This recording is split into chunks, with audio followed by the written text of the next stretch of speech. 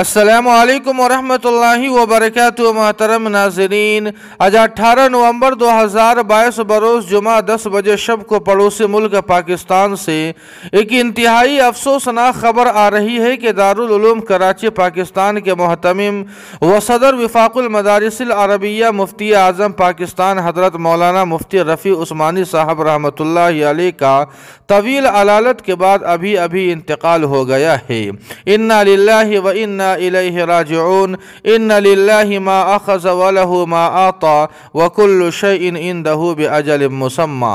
ناظرین کرام، آپ کو بتلا دیں کہ مفتی صاحب کے انتقال پر دارالعلوم دیوبند کے محتمم حضرت مولانا مفتی ابو القاسم نعمانی صاحب دامت برکاتہم، مجلس تحفظ ختم نبوت کے نائب ناظم حضرت مولانا شاہ عالم صاحب گورکھپوری و دیگر اکابرین نے افسوس کا اظہار کرتے ہوئے تعزیت مسنونہ پیش کی ہے۔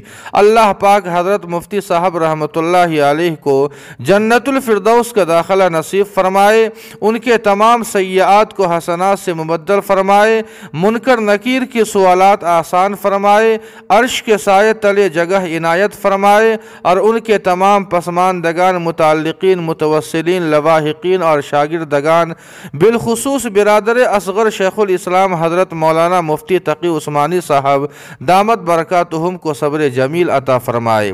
آمین ثم آمین یا رب العالمین۔ جی ہاں ناظرین کرام، آپ سے گزارش ہے کہ حضرت مفتی صاحب کی مغفرت اور درجات کی بلندی کے لیے دعائیہ جملہ ضرور کمنٹ کرے، ویڈیو کو لائک اور شیئر کر دے، اور قاسمی جی کے کو سبسکرائب کرنا نہ بھولیں۔ والسلام علیکم ورحمۃ اللہ۔